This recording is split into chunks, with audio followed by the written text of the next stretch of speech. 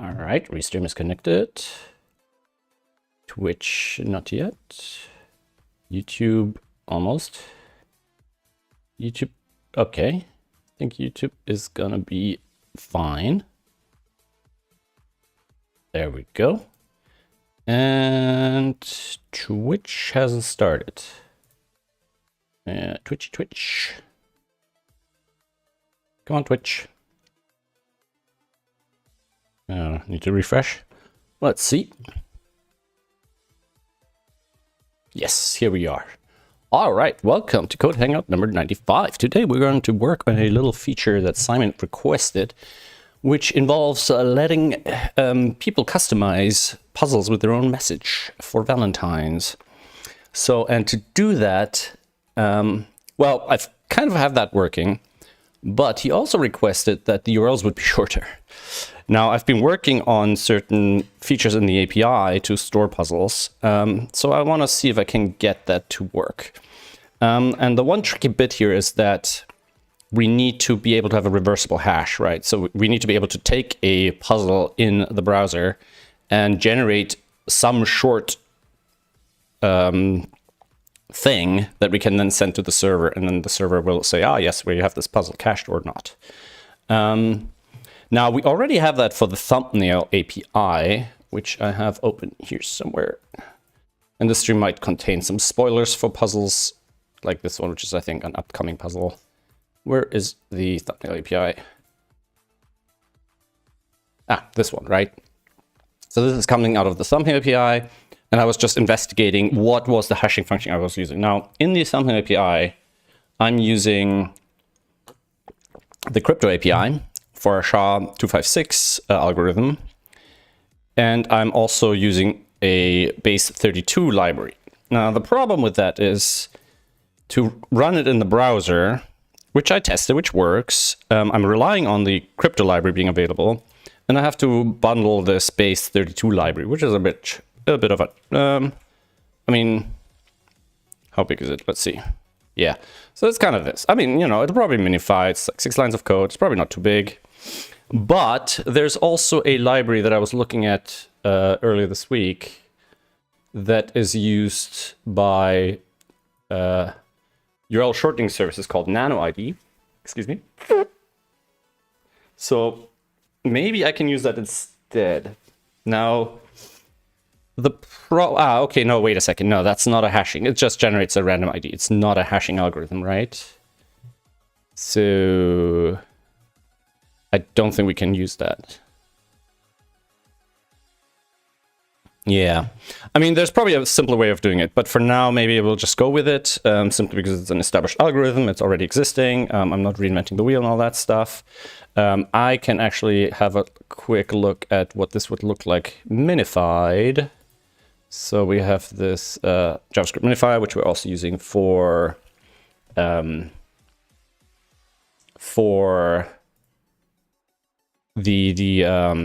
fpuzzles converter, right? So this would be our passhash algorithm, minify, and this is the output, which is how big? 1000. It's only 10 times bigger than an ID, right? Now, and the worst thing about it is this doesn't actually include the SHA algorithm, right? I wonder if SHA-256 implemented in JavaScript. I mean, surely you should be able to implement the same algorithm directly in JavaScript. So infrastructures are generally considered trustworthy.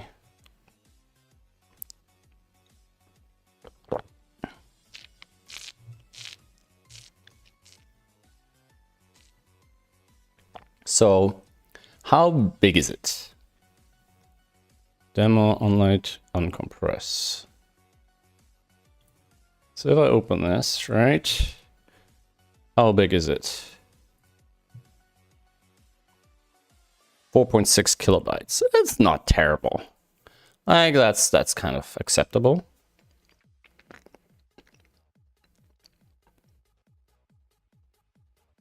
What is the 2 to 4 for? And I'm guessing this will include both. What is 224? SHA-2244.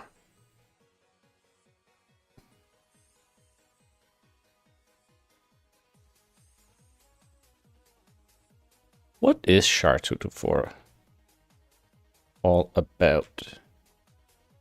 Yes, 256.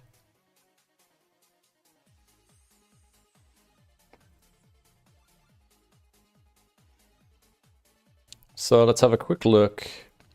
SHA-224 to match the hex length of 2 key triple D. What's basically an additional variant.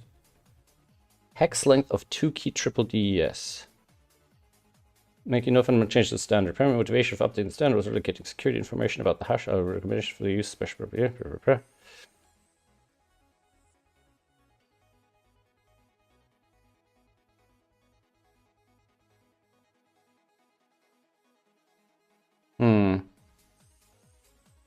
All right.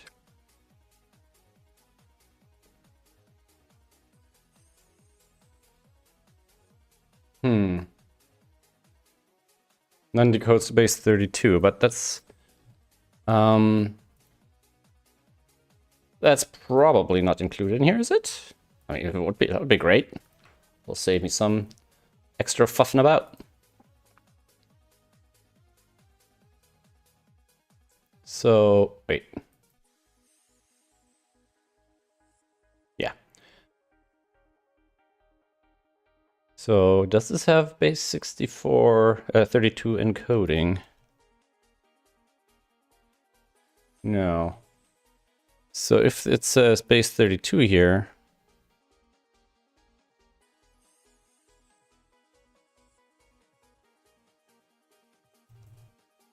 all right, well, let's see. I'm guessing it just loads in a bunch of files to support all these different things. I just want to see if maybe this version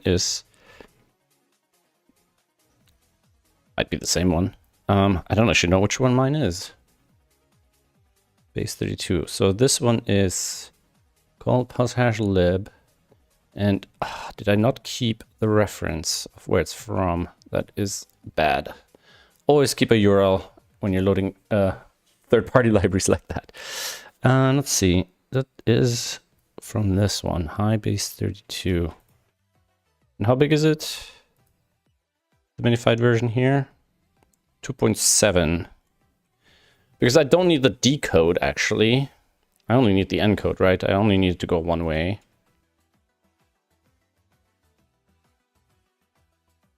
You know what, let's just work with this and then I can always refine it in the future. So we still need to send the puzzle to the server once, at least to cache it, right? But then the idea is, actually, do I need, I'm just trying to think now, do I need it to be doable from the client? Because if the item doesn't exist, we still need the data to generate it. All right, so the idea is basically we need, okay, so what the puzzle does, right? It generates a CTC, a converted CTC variant, right? So let's go here. Let's say, so the way it works is you can replace some text from the rules. Now, generally it replaces my Valentine, but I think we can kind of hack this in here. So I can say Valentine equals normal Sudoku. If I do this, it should now let me replace normal Sudoku. So if I say for my Valentine, and then it won't. Ooh, it won't let me put in a line break here. Because I'm thinking if I can replace that with text with a line break, normal Sudoku. then I can then use this tool to change the text to one that's better for demonstration. No. It won't let me put a line break in here.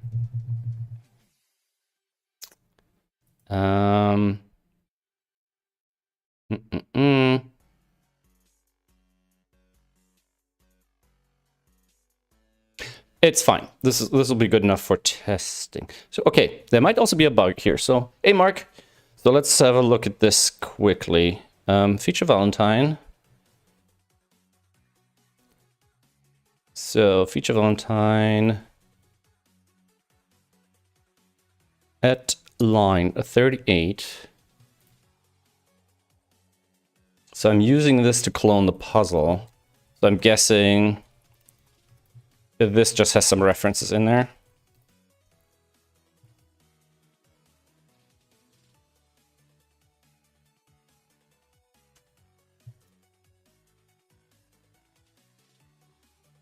So it probably has overlays. Feature, yeah, these references, and they are circular. Also, we don't actually want to encode these. So they are already in the source puzzle here. That's a little bit of a pity, actually. Because those should not be encoded. And that one, let me think. Do I need to strip them, or am I better off detecting? So let's see, because the puzzle data that comes out of fpuzzles doesn't have that yet. And source puzzle was meant to be kind of the initial puzzle, but it looks like that puzzle gets modified, right? Find source puzzler. So we're assigning it here, but then we're actually modifying it with that feature data. And we don't... This was designed to store this, so I didn't have this problem. Because I'm potentially modifying other things here as well, right?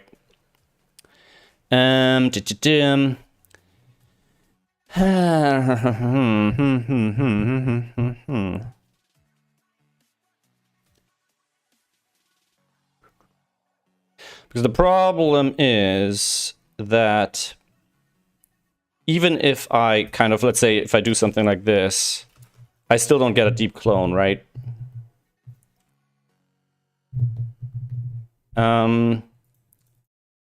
Let's see, source puzzle, where else am I using it? Source puzzle. Actually, yeah, you see, actually source puzzle here shouldn't be modified. I think it just gets incidentally modified because this isn't like a proper clone. So if I change this here to do basically this, maybe that'll work. I don't know if I'm actually expecting the feature additions and so on to actually be present later on. Yeah, let's see. And I don't actually want to implement a proper deep clone here if I can avoid it. Yeah, that makes it work. Don't know if it'll break everything else. Because basically what's happening is, I don't think we're directly modifying this here. It just happens to be modified because, let's say, we're looping through elements and then that element gets modified, and because it's all passed by reference, this was never a proper clone, right? So this might be justified.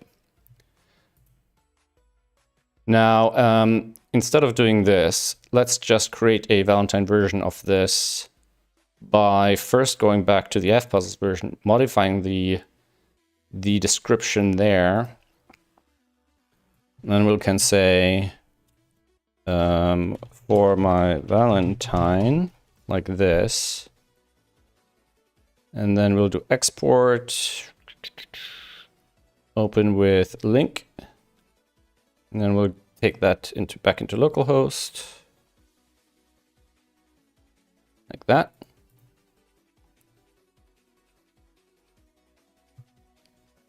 Right. And now we can add our Valen prompt, but we can leave it blank because we should have the default text. Yes. And then I can say, you know, Toby, and then it'll say for Toby. And I can say update puzzle, and now it should say for Toby with a CTC data thing. And that's also something we want to change. So Mark, by the way, I got to get rid of that CTC prefix because that format has nothing to do with CTC, and having that in the URL is not good. All right. And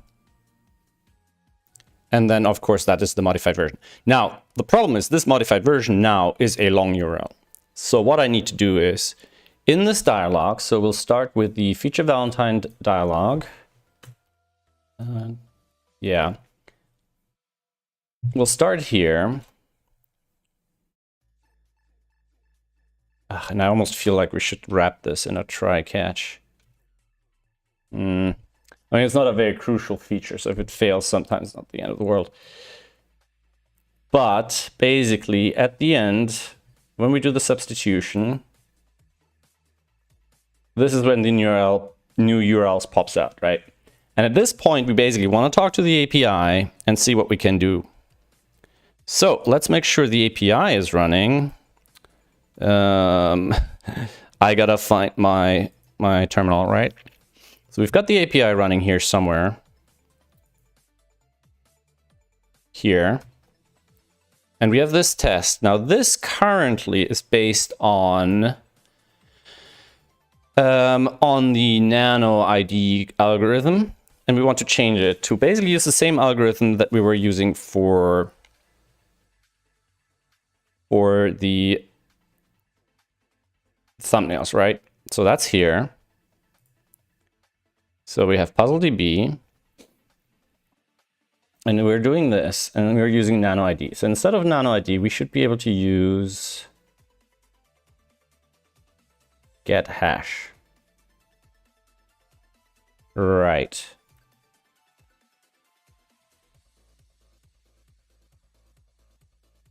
And we don't actually use slug size here.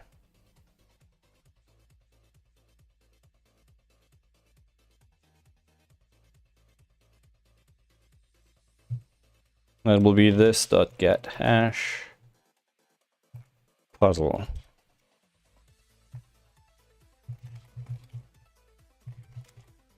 Let's just output this.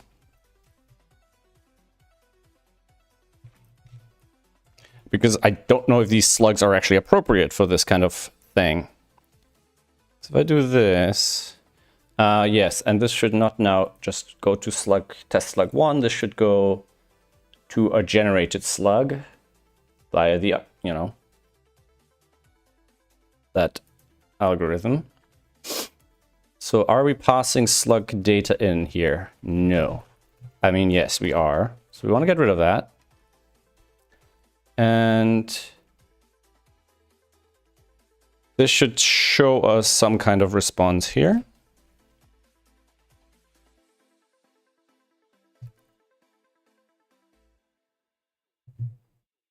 All right, let's check all the different streams. Everything seems to be working all right. So we're testing this. Slug already in use. Yeah, okay, so let's clear the cache. We're obviously changing the algorithm, so that might no longer be appropriate.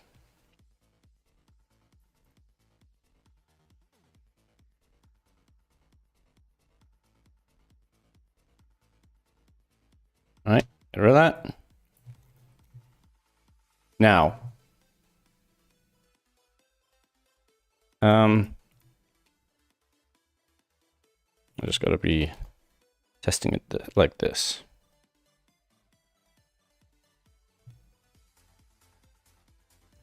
And I don't actually know what happens on the other side. Am I looking at... This is the API, yeah. So this should be hitting this. No, it's not, because I'm online here.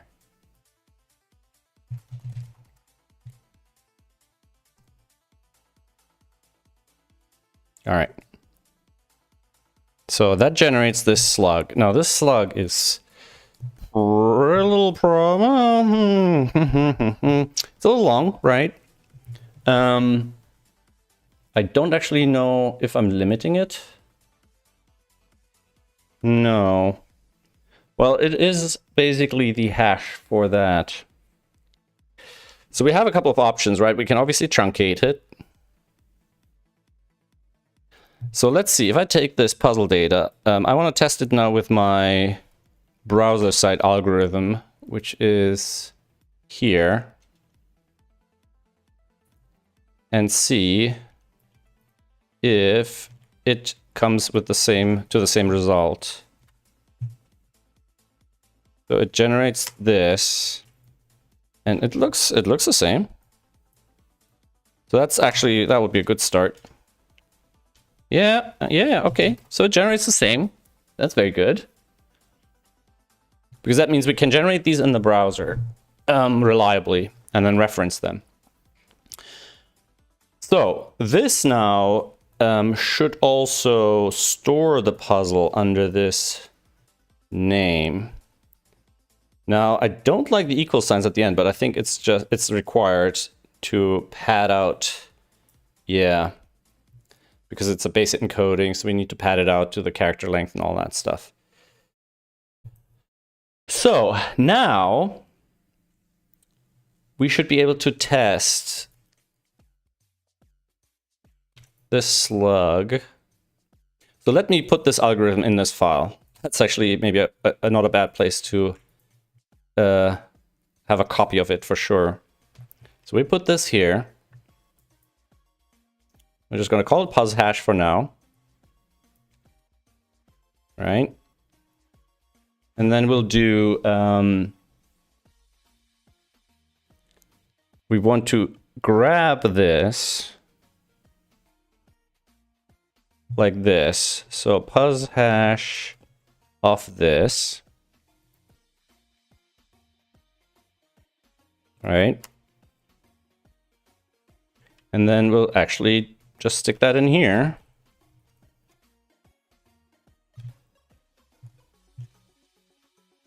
And that's the same puzzle data, right? And then we just want to know what's coming back. So grab this. And this is a async algorithm, unfortunately, which is a little annoying. Probably because of the crypto library, right? And that gets us the puzzle data back. So that's the puzzle the puzzle DB root, but we also have a target, like a, that's for the QR. No, we have open, target, and slug, right? So now we should be able to say test, whoops. Should be able to do test open target, and for target, we're just gonna try, where are the targets? Nope, targets. I think I put them in a list somewhere here.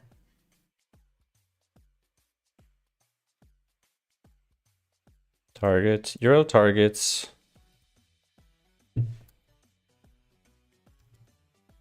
I think they come in through the, yeah, wow, look at me doing things properly. Hey Chameleon, how are you doing? Welcome to the stream. Today we're doing a Valentine's feature that Simon requested to let people send customized puzzles to the Valentine. So if I do this with local,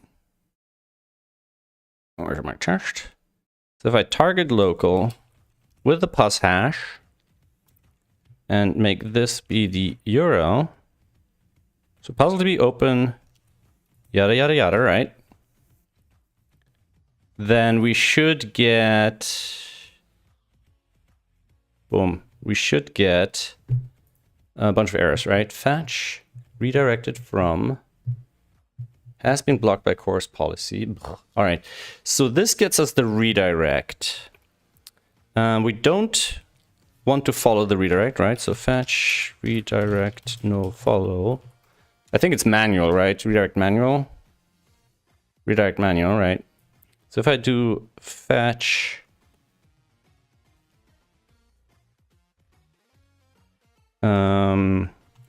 redirect manual, and then instead of extracting the JSON here, we're just going to log that, the response object. Let's see what we can do with that. So we are awaiting the fetch. This is the console log. And that's this one. We don't need that one. But if I do this now, redirected from, but I'm telling you to not follow the redirect. Or, do I need to kind of wrap it in some sort of header thing? Do fetch, redirect, redirect manual, redirect, fetch, redirect manual, redirect manual.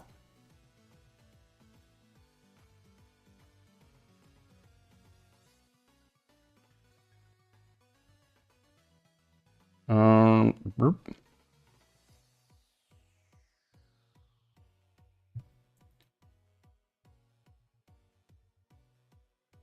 Doesn't follow the redirect, returns an opaque redirect filtered response which wraps redirect response.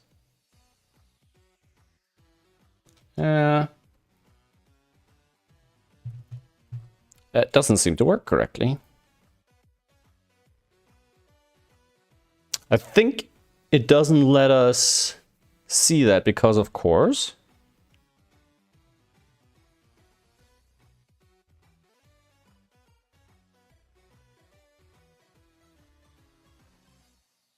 All right, so I don't think we can get... All right, we don't actually need it. That is fine.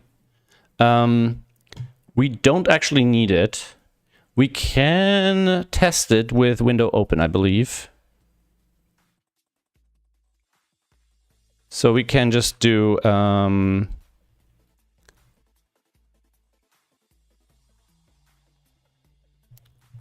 we can just do window.open. This. And I think am I overwriting the wrong thing? No. I'm not overwriting the wrong thing, but I did put the redirect in the wrong thing before. God damn it. We wanted that here. All right, let's clean this up a little bit. We don't want this. We don't want this.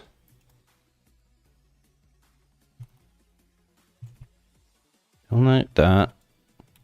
We need this. That's the fetch. That's the console log.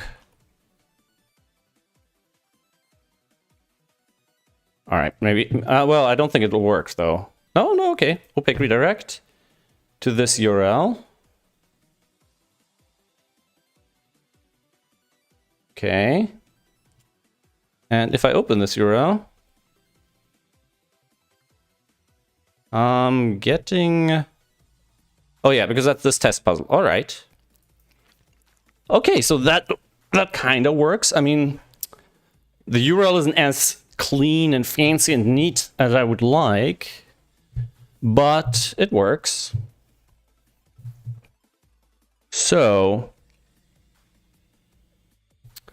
I think this is acceptable. The only oh no, we don't need that. I was gonna say because I can't follow the redirect, but we don't actually need to resolve the redirect right now. So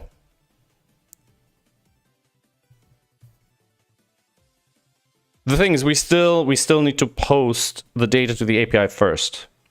Otherwise, the puzzle won't be cached, right?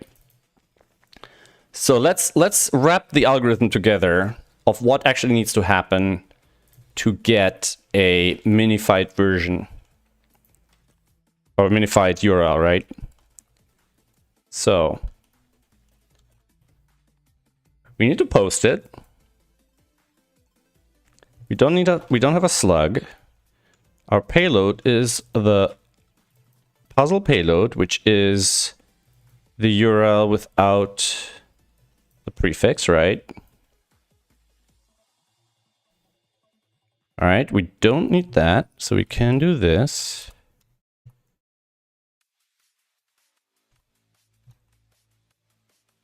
Like that.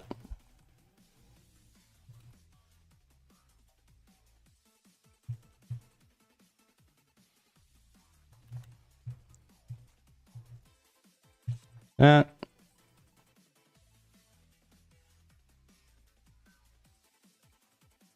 Right. So that would be step one to get us the response JSON. And then the response JSON should contain, what does it contain? It contains slug already in use. It should still return, even if the slug is already in use, it should still return the slug, right? So where's the slug already in use error? Slug already in use. Throw new error, slug already in use. Handle root puzzle DB request. Next error. Error. Internal server error. Slug already in use. So the error handler currently, handle error. It's got to be here somewhere. Error internal server error message. Error.message.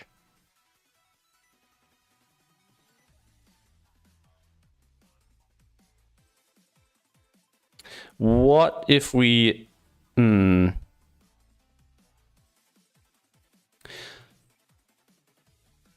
What if we send the error object through? Probably not a good idea. Like if we do this, basically I want to be able to include additional data such as the slug. So it gets us an error. And that just has error and nothing. Okay, so that doesn't work.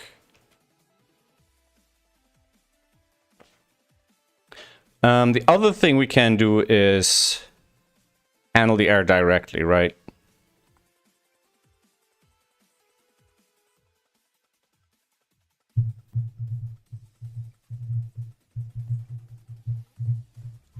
Or we just don't throw an error here. That's the other option.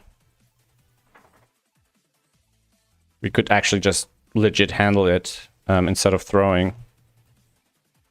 So we could say that won't be applicable. Standard message slug already exists.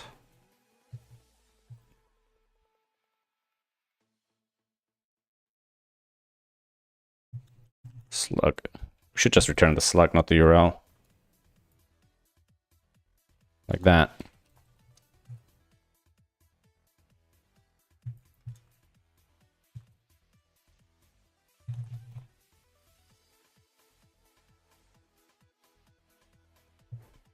Right?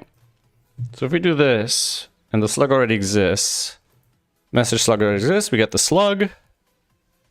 And if the slug doesn't exist, i.e. we manually delete it, it'll say message puzzle stored and the slug. Great. So we do this, we'll get the slug bet in JSON, and then the URL corresponding with the slug is what we've tested earlier, which is all of this, and we do need the puz hash algorithm, which I need to put somewhere reasonable instead of just chucking it somewhere. In fact, didn't we minify this somewhere? Yeah, clear.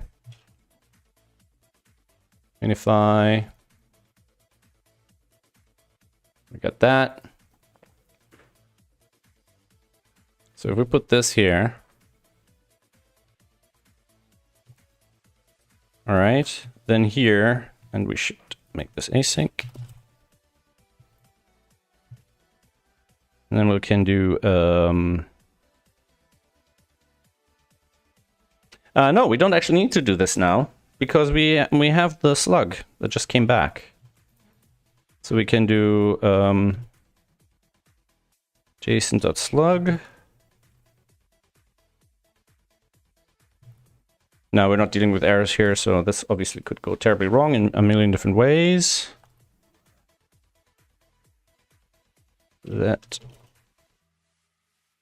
URL equal, and obviously this now needs to be the full URL, which for now will be this.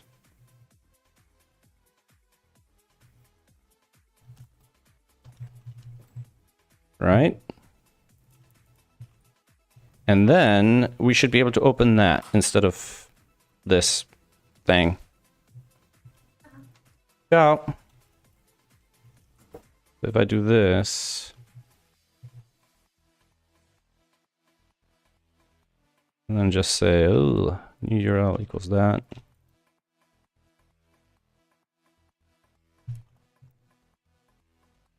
Like this. And big bada boom. To my Valentine, the tester. URL is not defined.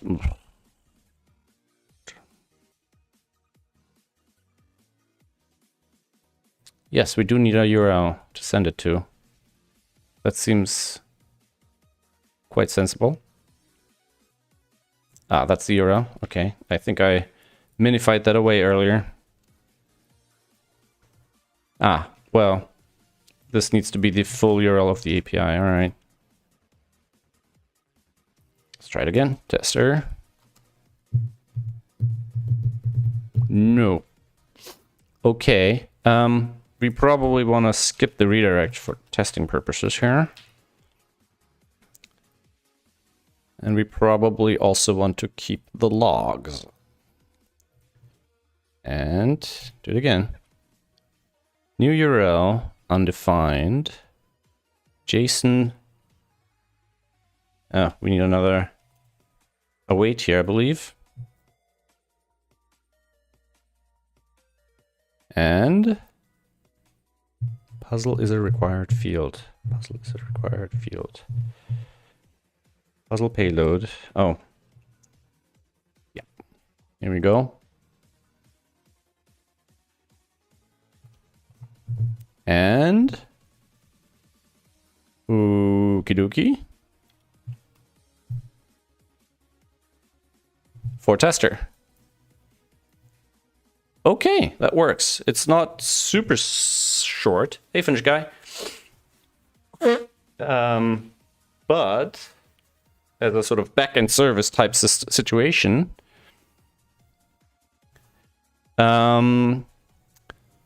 now, did I make major changes to the API? Not really. So this might still work with the implementation from the other day. Although we do want to have that slug return here. So let's just have a look at that quickly. So 329. So now, with just, instead of throwing an error, we actually return this. That's one step. Second step, we don't use nano ID anymore. So let's get rid of that.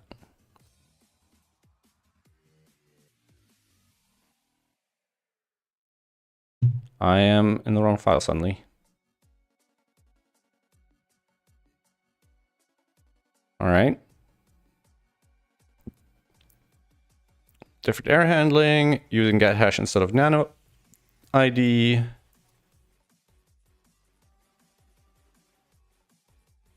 And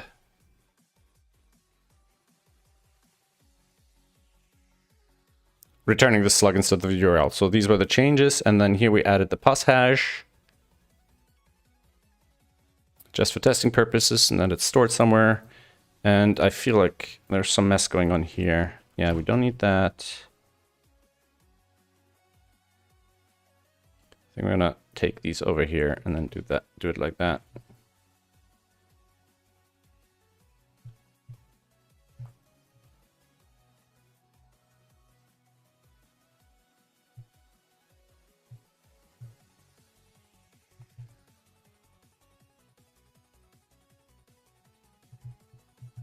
Wait. That's fetch.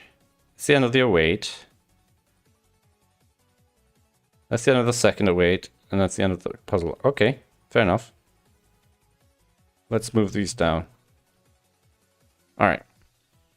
And then we don't need that one. And it's kind of like this one.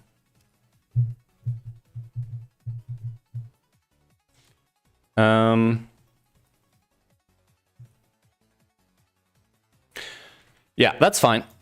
So update API to use hash for puzzle DB. All right, and then if we deploy this, which I believe is npm run deploy AWS 4 src. Do I need to restart it? Yes. No worries, Mark. Thanks for hanging out. I started super late today, so I'm gonna struggle to keep up with dinner anyways.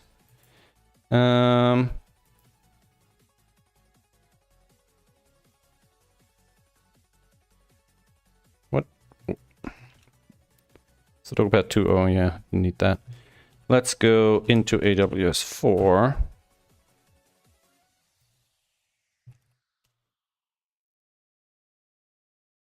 And restart the API.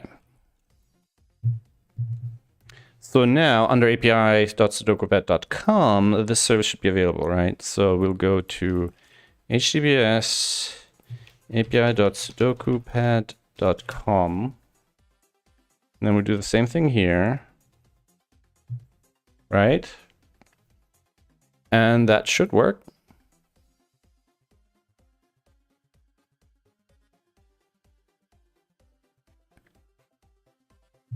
So I say tester.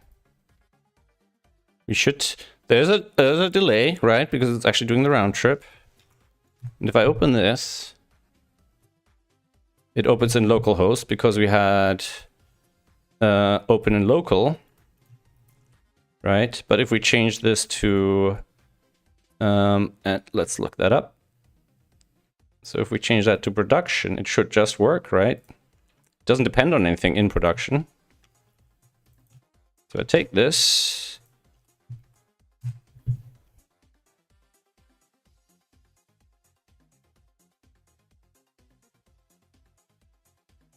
Yeah. I think this is viable.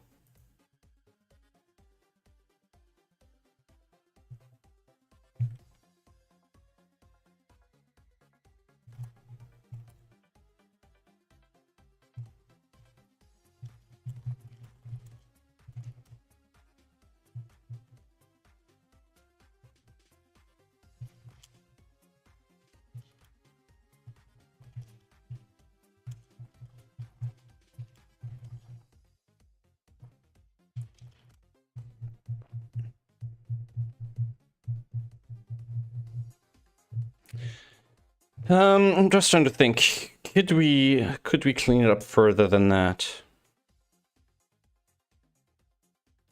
If I set up TinyPuzz, the domain name, to point at the server, do I want to go down that route? So basically, let's see. If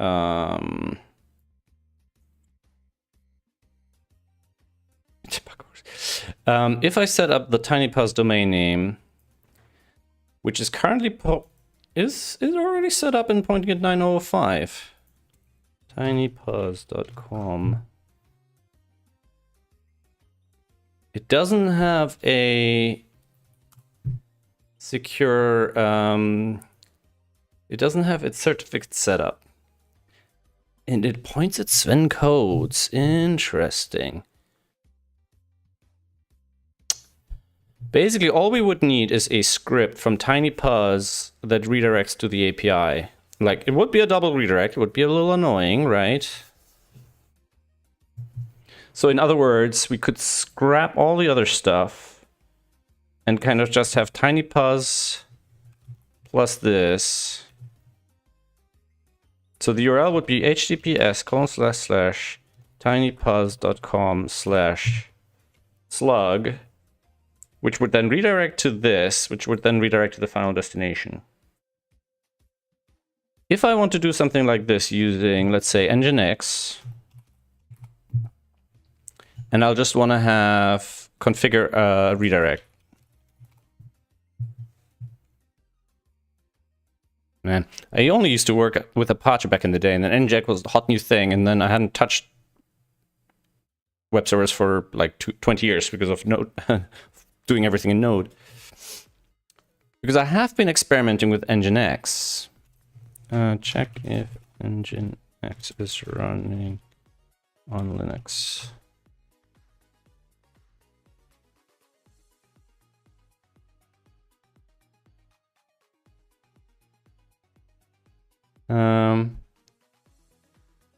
So if I do this here, so it is running. Okay. I hesitate to do something with a system that I'm not familiar with, that I'm not familiar with in this kind of short term, because it's potentially quite easy to kind of shoot myself in the foot, right?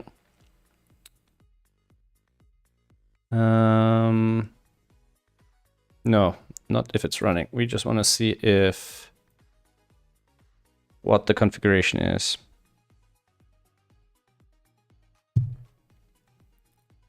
Where is Nginx config?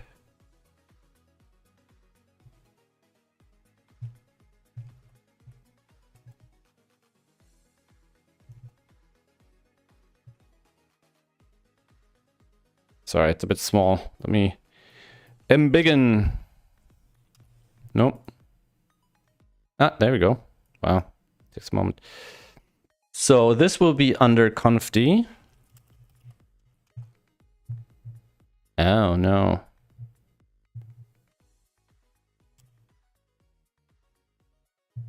Is it this one?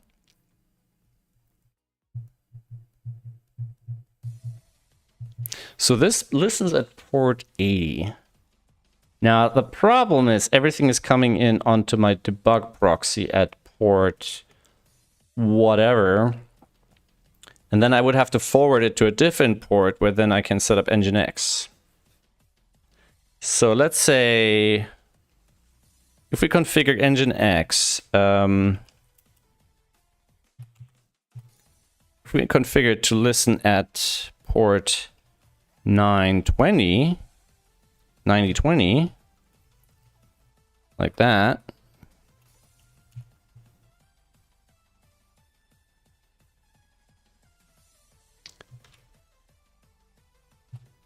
Like we'll do that.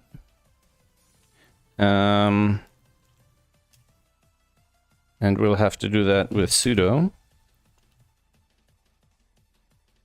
God, I have to tell you twice. Listen to me. I am the administrator. All right. And then let's see, is there anything outstanding on the debug proxy?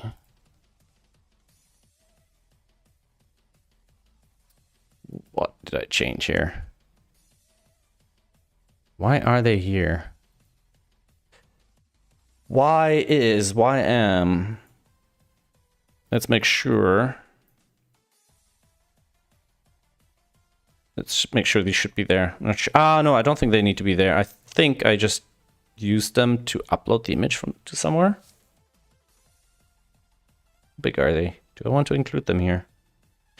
I'm trying to remember. I used them for something. I needed these images available at a URL. So I just stuffed them in here quickly. And I didn't really intend for them to go anywhere. But I'm also nervous about just deleting them. So I want to make sure these are not like my my only copy, right? So all 4 of these. Oh yes, I put them there. I put them there to use them with with AI image generation. All right, so I think they should be fine.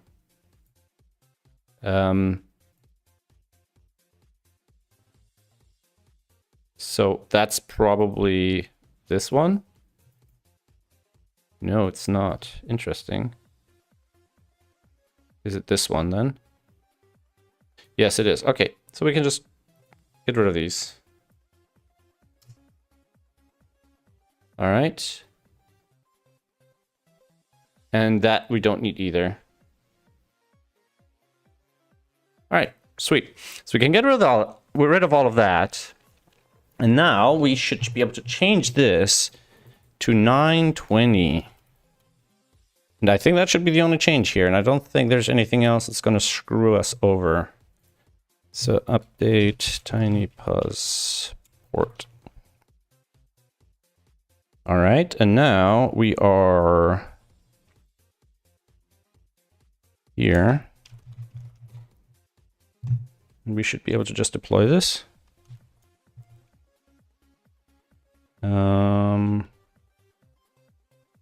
Proxy, AWS 4. AWS 3 is no more. And now we need to restart it, and then hopefully it won't just blow up, because that is always an option. Let's close the ones we're not using. This is doing my head in.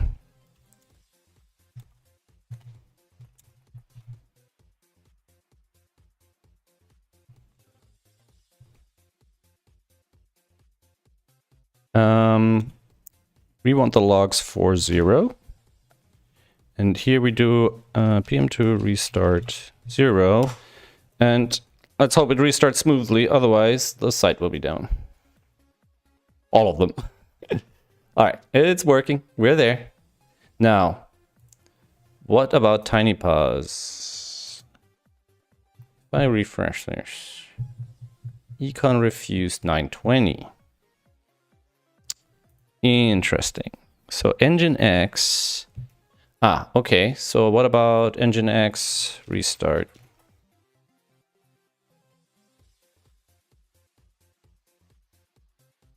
So I do this, all right? Okay. And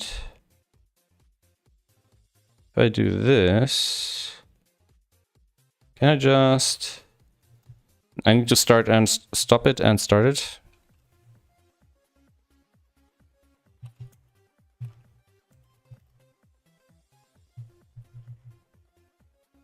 Nginx system CTL. Oh, stop and then Nginx. All right.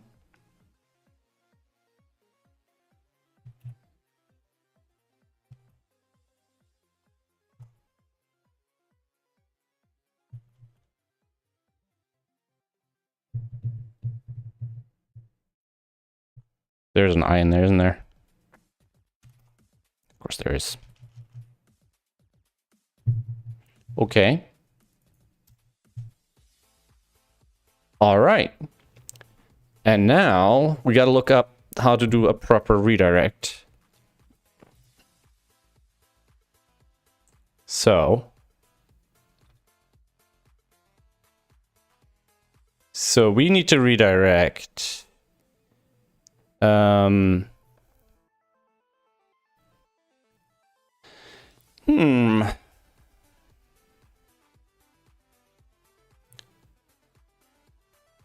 Permanent redirect to www. So if I do something like this, and we'll do, are we in the configuration? Yeah, so we will sudo no. Sorry if this is getting a little bit Linux system administrator-y. That wasn't the plan. But if I can use TinyPuz for something, might be a good start. And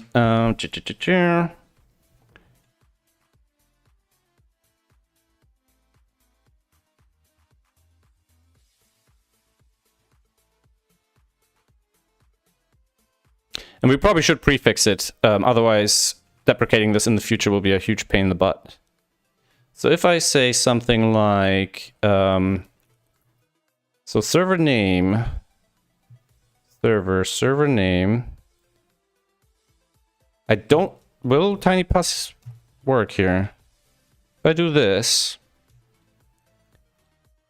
and then I'll do rewrite Valentine / right? And the root here, don't actually want that.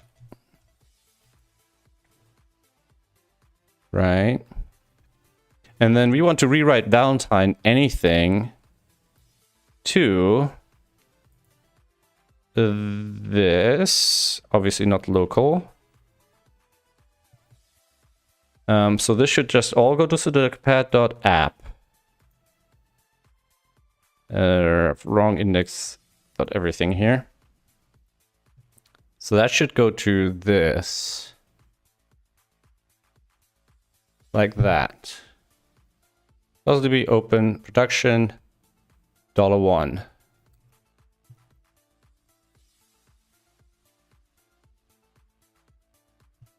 Right? So if I do this, and then save that, and then just do restart. And now, don't know, seems rather risky to do this at this stage. All right, let's start it and stop it.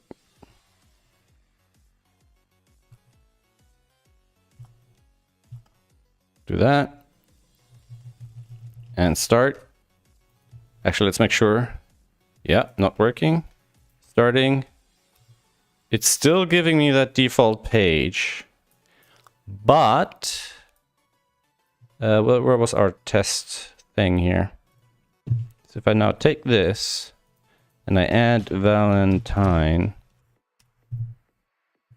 it could also be the server. No, it works. It works.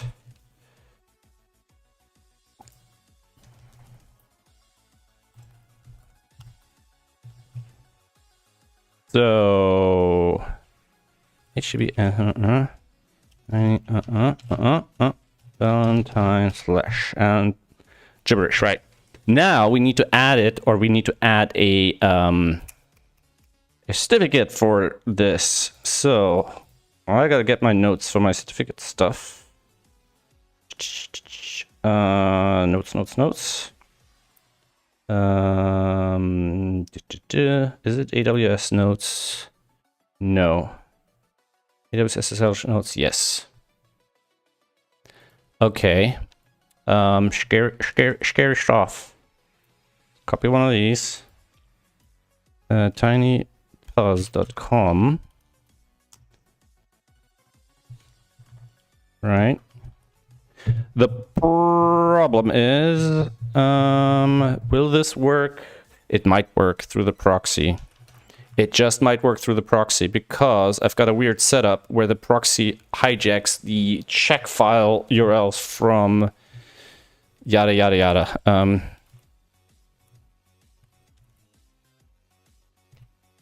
So if I go to here, do this.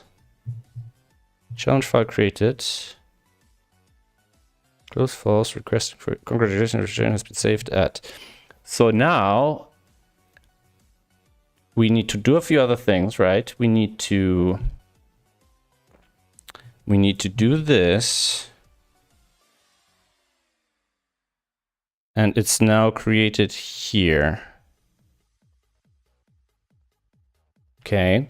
So all right. Don't panic. You can do this. TinyPus. We had a TinyPus before, but it was relying on being mixed in with this, which it just isn't now. So tinypus.no_com.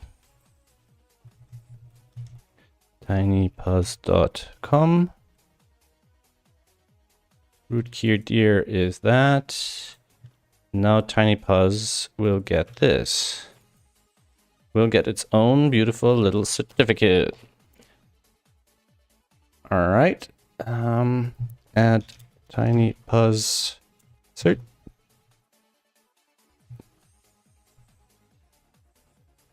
And do that. And then we'll do pm2 list. We'll check again the ID. We start 0 or proxy. pm2 logs proxy. Okay. And now get our test URL here. And that looks good.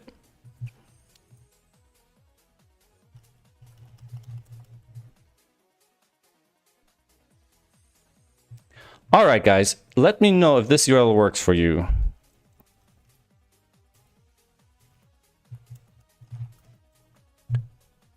That would be nice to know. Because if that works, this could be a viable way of doing it.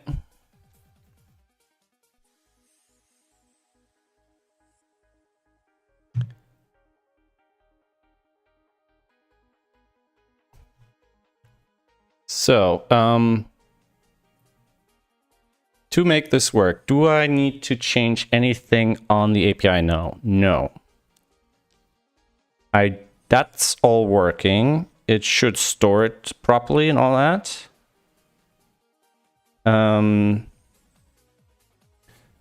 So this is actually the URL now.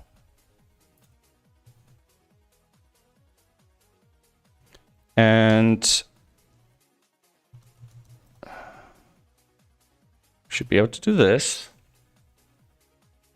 There should be a short delay while it's doing the whole round trip.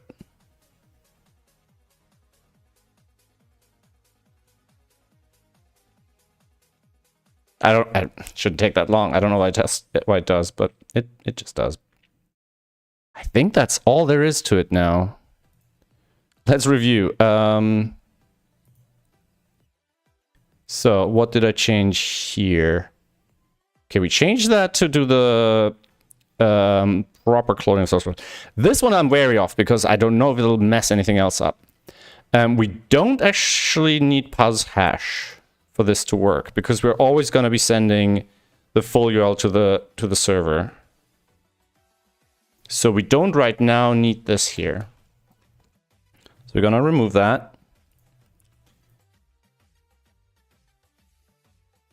All right, I apparently removed a blank line there.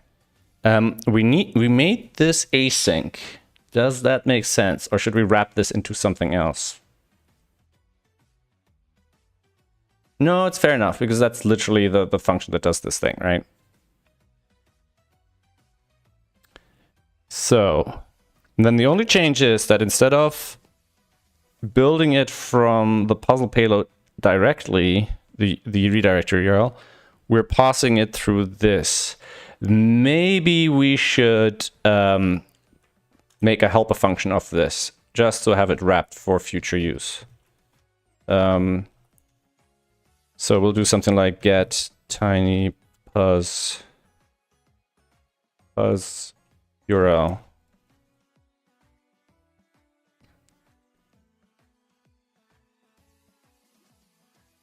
So that'll be like async puzzle, right? And then it'll be puzzle. Well, not actually that. It'll be this. Wait. And I'll just return this. I think.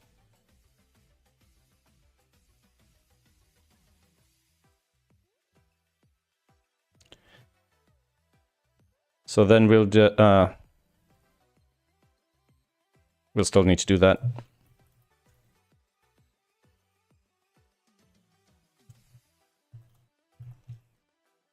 So then we'll pass in the puzzle payload, and this is just replace all of this. Right. Okay, let's try it again. For my Valentine, Toby. enter. Boom, boom, boom. All right. Thanks for double checking. So yeah, let's push this. I think this should be a viable update.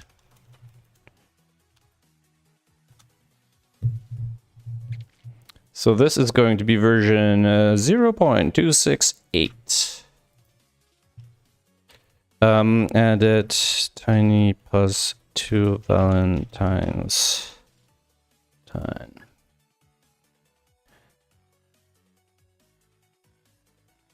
All right. Today was a busy day. I did a whole bunch of different things. By the way, if any of the folks from 9x9 are here, let me know. All right. Let's deploy this and deploy the beta. And then we should be able to take this.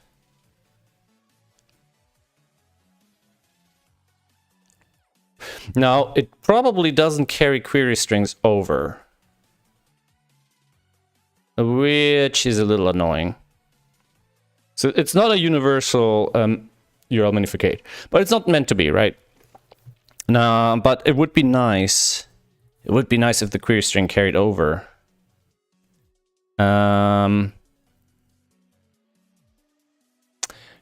Let's test that. So, I don't have that URL in my thing anymore. Let's grab it from the cache here. If we take this, right, and we'll go to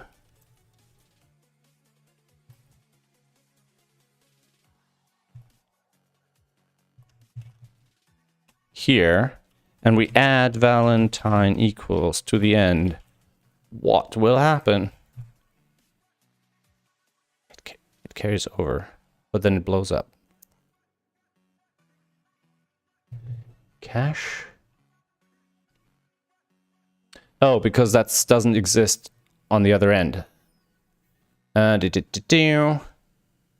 So what we want to be able to, what we want to do is we want to push this into the API first, right? Which I don't actually have an easy way of doing right now. Not manually anyways. Well, I guess I can do this, right? So I can do a, I can't believe I'm doing it like this. Where is it? Oh, I could literally call this. I could literally just do this, right? So I can do this. Put that into a little closure.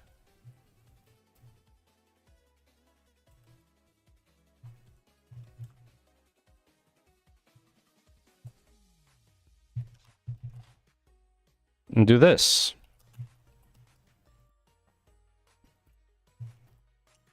And that should just do the trick.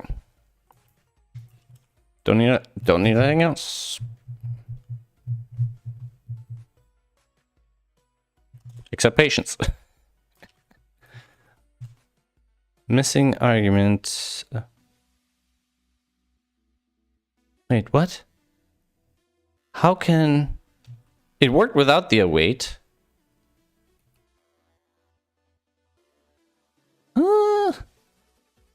Got a function here. We got a closure. We're calling that function. We're waiting on the async. Oh, the whole thing isn't async. That error message is nonsensical. All right. Now the question is, if I do this, open the dialog. Will that open the Valentine dialog?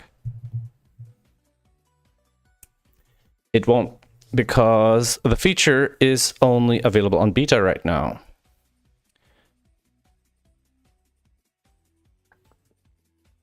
So we probably want to put... We want to put the target in here. That's so ugly. Let's just change it to beta for now. So sudo nano engine X. So it'll currently redirect to this, to production. But if we change this to beta, and then we'll do this and this.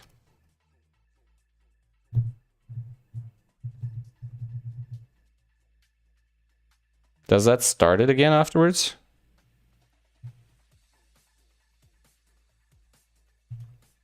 Not sure.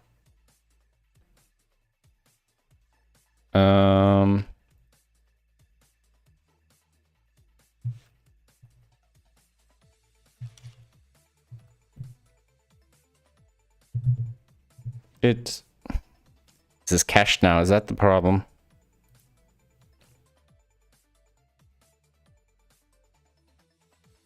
Let's just stop it and start it.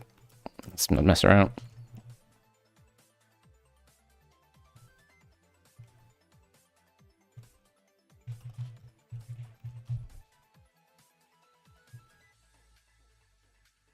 No, it goes to production still. Is this now cached in the browser? Is that the problem? So if I go network,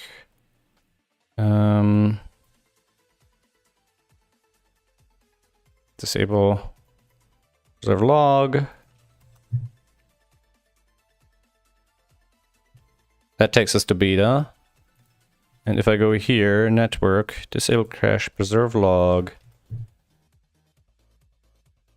Okay, it was in the cache. All right. So that will do this, except it's not bringing up the dialog, which means it doesn't carry over the query string. All right. So that's maybe something we have to actually add in Nginx. So direct preserve query string. Do we have to manually bring it over? Is args. Anything from the question mark and after is the query string. It is not part of the normalized URL used in location and rewrite. If you want to keep the query string, either add it to the return, or with rewrite, the query string is automatically appended unless a question mark is added. So what I suspect is that that Nginx actually preserves the query string. So I'm guessing this one. So this one redirects to this one. And this one has the query string attached. And then my redirect in the proxy doesn't keep the query string. No, not in the proxy, in the API. So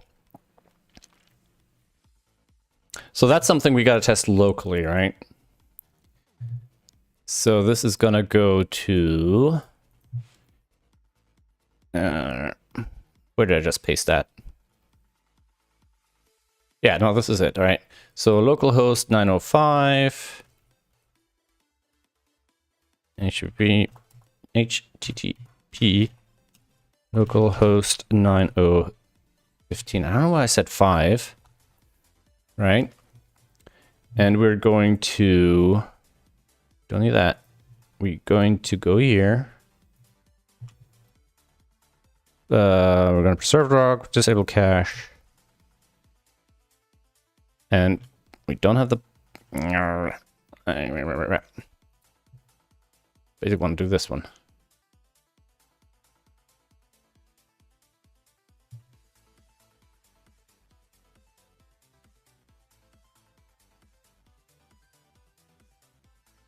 This one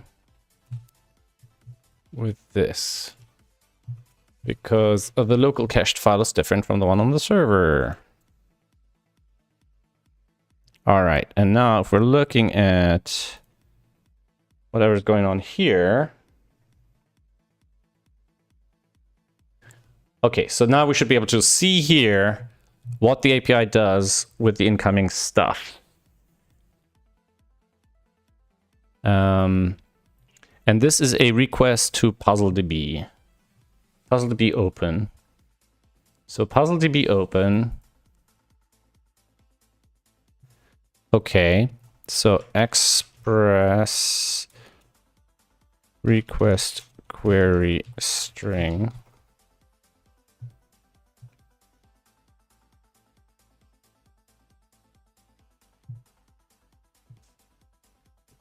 And I don't actually want to parse it.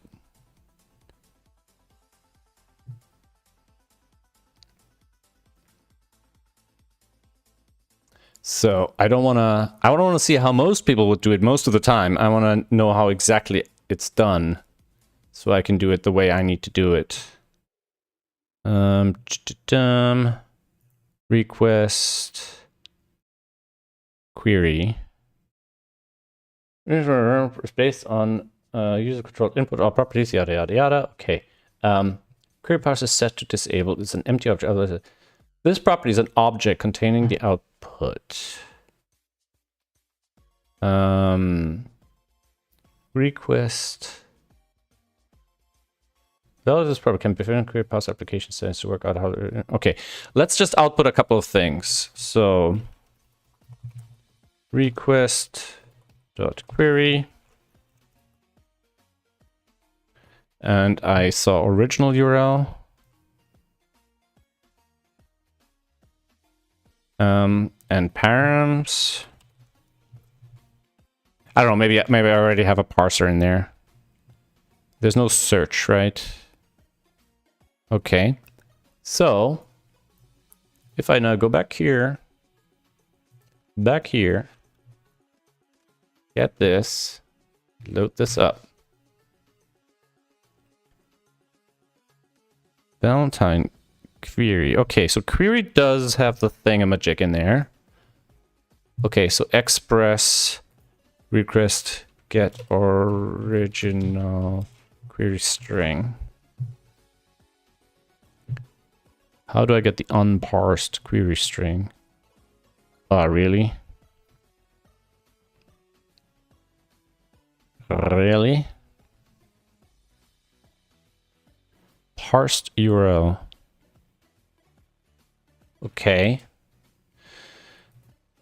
So there should be a underscore parsed URL parameter. And with that... Hey guys, hey Poochie, hey Toby, welcome back. So now this gets us all of this. And we should be able to take search. Now, what I'm curious about is what does search look like without a query string? That's just an empty string. So if I now append this to the URL over here, this will always be a non-query string version.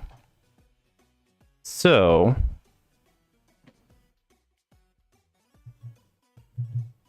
we should be able to do parsed URL. So we should be able to do something like this, dot search or empty string.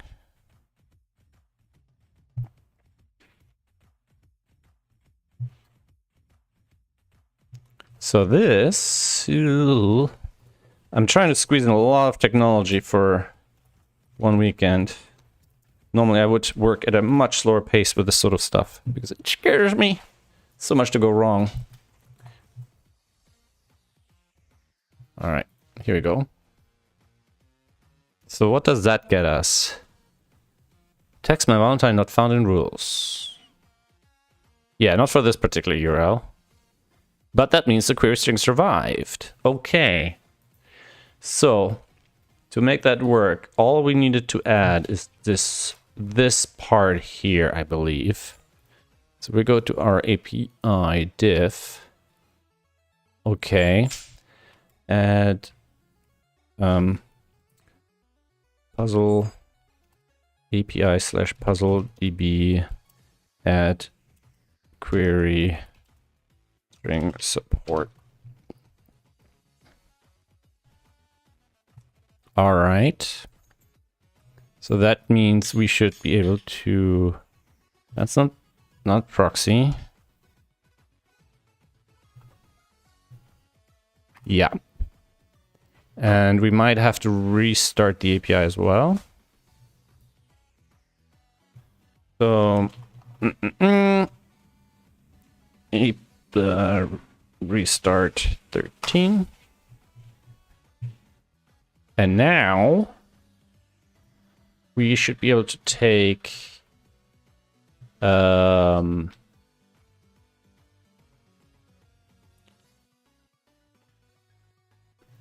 should be able to take this, I believe.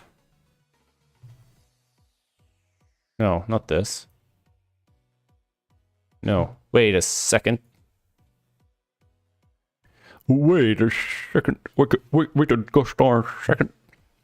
No, not even this. This. Be able to take this and add Valentine to the end. And that should get us something something. Okay. All right, let me send that to Simon.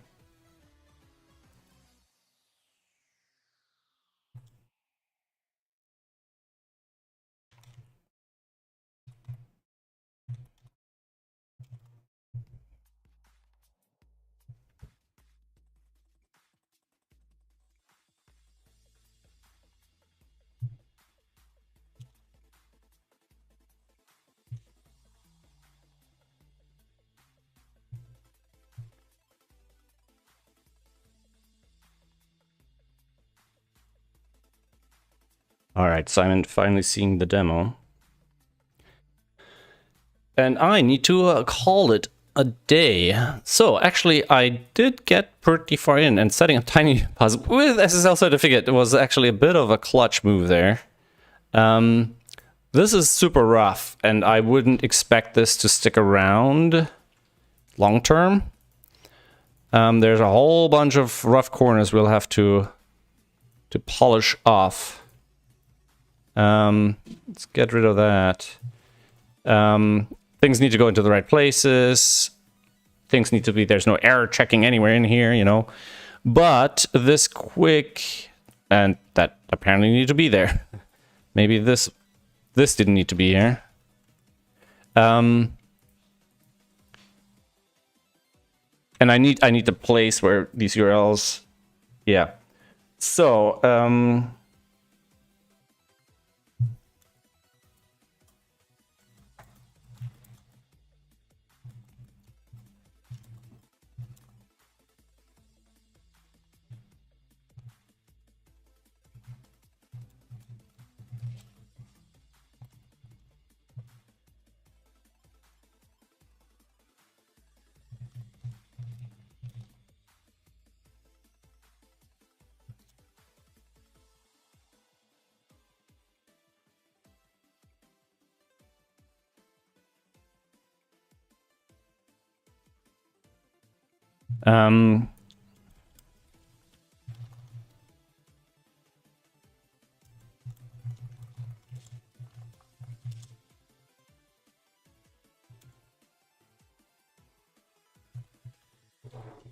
so let me just grab a puzzle that Simon did recently and see if I can,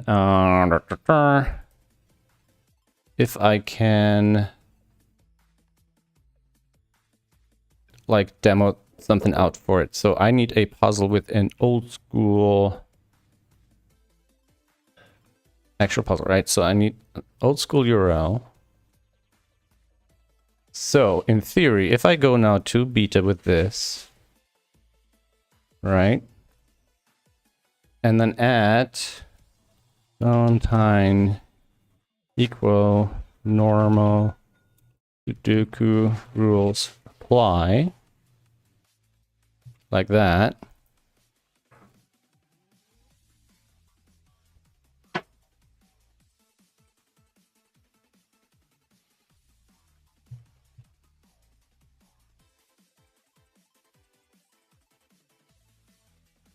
And then we should get this.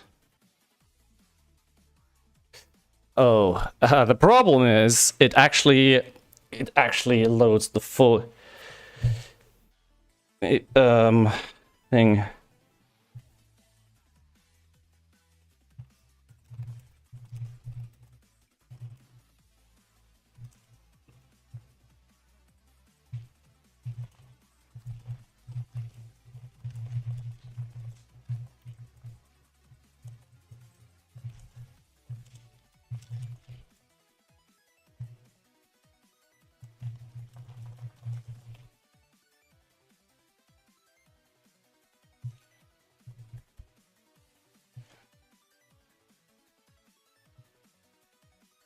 All right, let me send this to Simon.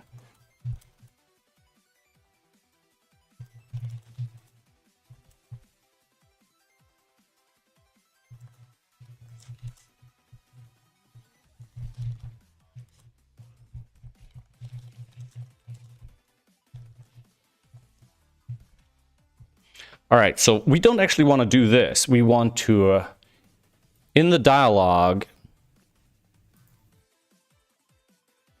we want to offer the person. All right, one sec. I need to, first of all, I need to clear this. Now, this is happening here. So instead of just opening the new URL, which is happening here, new puzzle URL. And then we basically, so we have two options. We can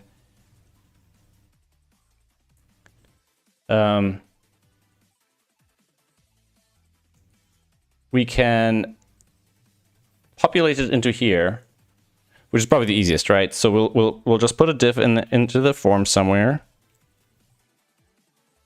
So Valentine URL, something like this, and then here we'll do something like dot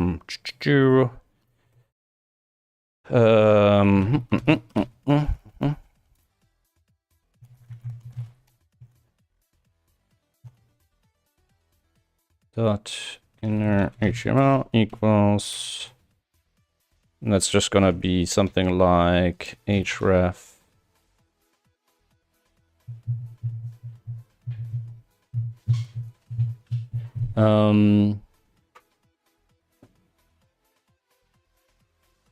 yeah, I guess we'll put the actual URL in here as a link. But we'll also do, we'll put it also as a text. And we should also have a little button that you can press to copy it, right?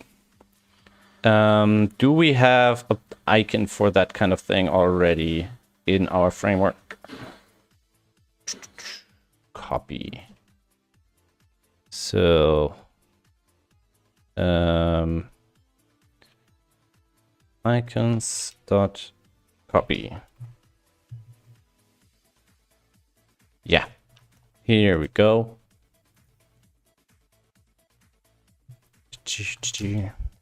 So sorry, I'm singing to myself. Copy to clipboard.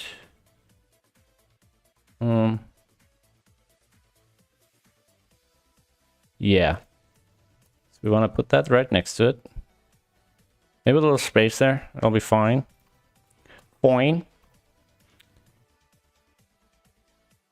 copy to clipboard, span,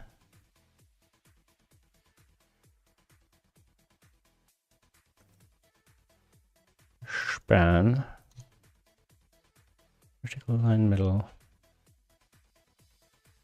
No, wait. I'm confused. Copy to clipboard, timer, span, framework item, span. So this thing, when pressed,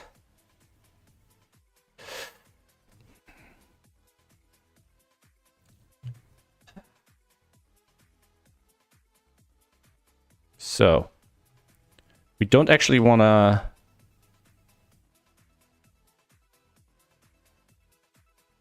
Okay, so the question is, should it copy when you're pressing anywhere on the URL?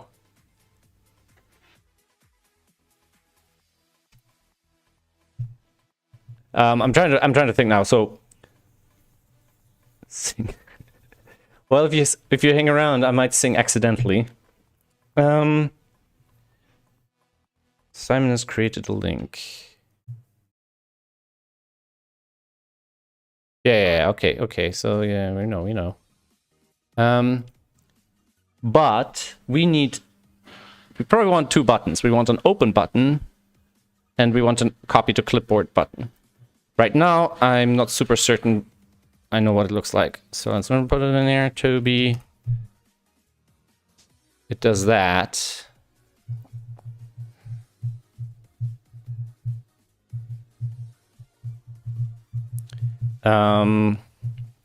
Yeah, I think I don't put the URL in here after all. What I'm gonna do is I'm gonna just say copy link to share, something like this, and we'll also have a second link. We'll do open puzzle in new. Open new puzzle. Open puzzle. And we want Patreon copy edit, info rules, check restart, back forward settings. And I thought I had an icon for opening external links. I thought we had that. We didn't end up using it, so I might not have it anymore. Open puzzle, copy link to clipboard.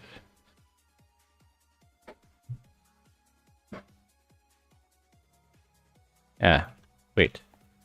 This is all wrong. Copy to clipboard. Copy to clipboard. This is not. We just have open puzzle. No icon. Something like that.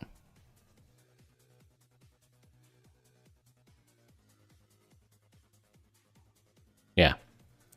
Well, Toby. Open puzzle, copy link to clipboard. Okay. And we can now add some styling there. So we can just say margin 1 rem, border padding 0.5 rem. Yeah, so we'll do something like that. Margin 1 rem. Border 0.5 rem.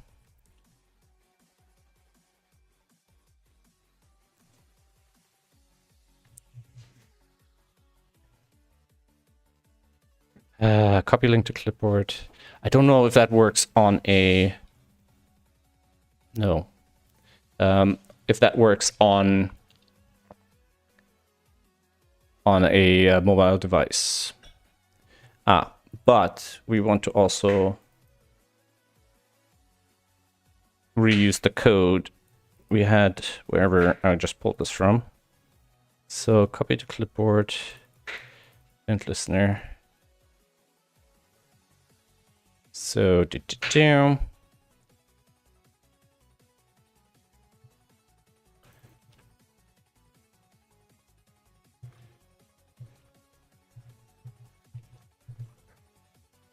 add event listener, click.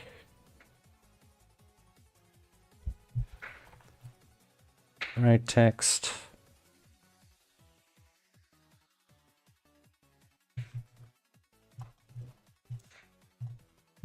Do this.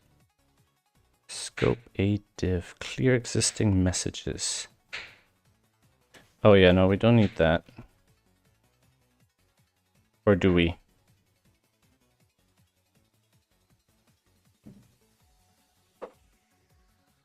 Copy to clipboard. If I do this, dot inner HTML dot replace slash copy link new copy link.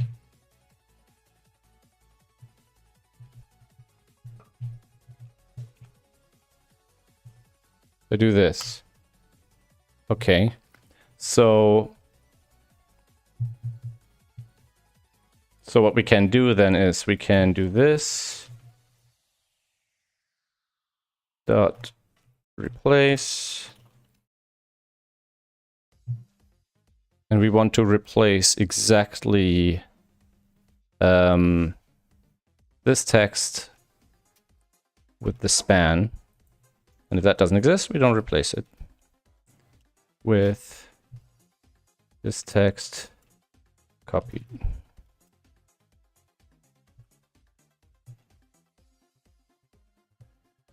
Dot inner HTML. Okay, we're gonna get that element.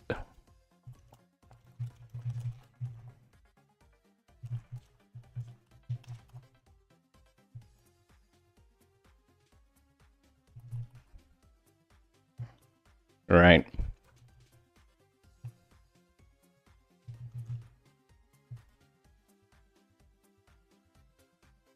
So if we do this,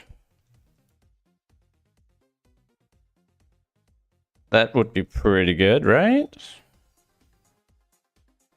Now, this doesn't have...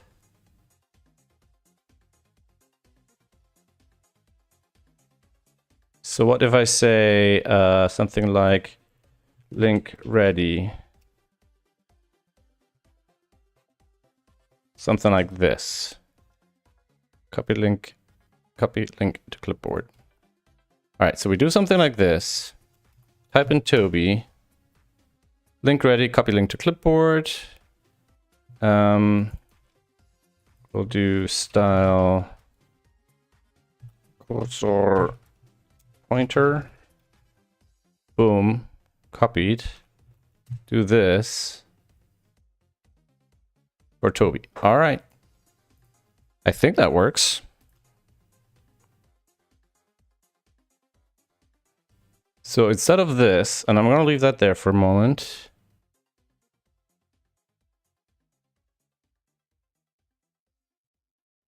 I'm going to leave that there.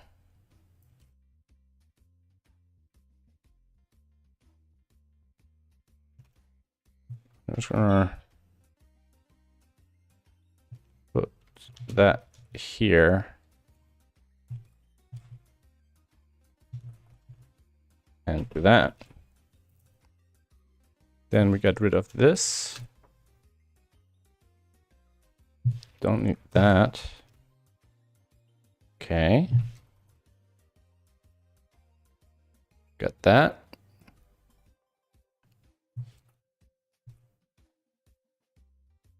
Okay. And that's it.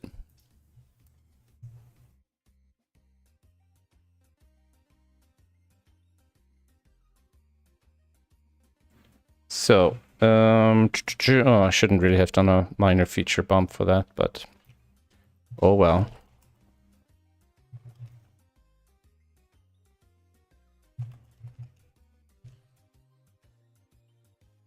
Now, the problem is I don't know how well it works on mobile. So that's basically what we're going to have to test now. But let's go on Simon's link here. Then we'll go to here. Right, and we're going to add Valentine equals.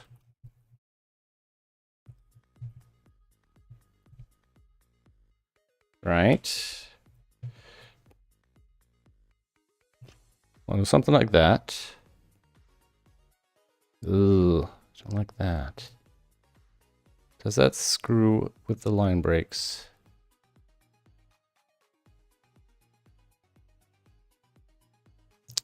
No, this is not this version.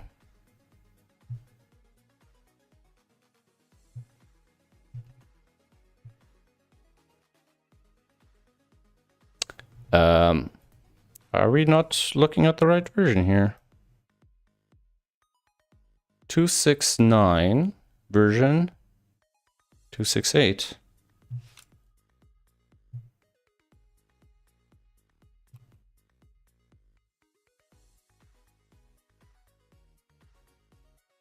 Now it's 269.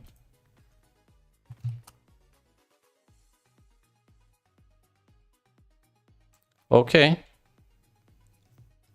And the copied link is this. And if I open it, it's that. All right.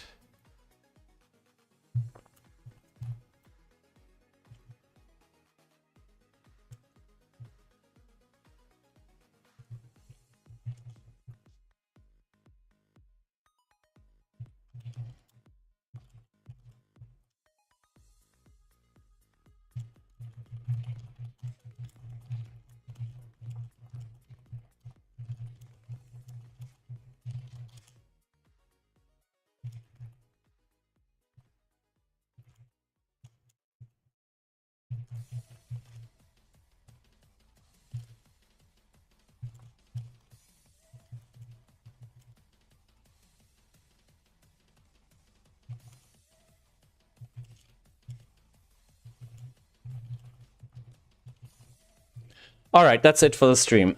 Sorry, I've been chit-chatting with Simon there. I'm quite happy there. There's a couple of rough edges. We have the line breaks here not being rendered correctly. I'd like to have like a native share on mobile, see if I can get that to work.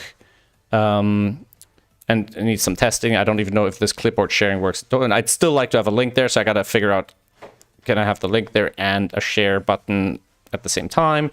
Maybe it should be above the preview. I don't know. I mean, the nice thing about this, it's still, you know, this, and then the update puzzle button doesn't actually make sense.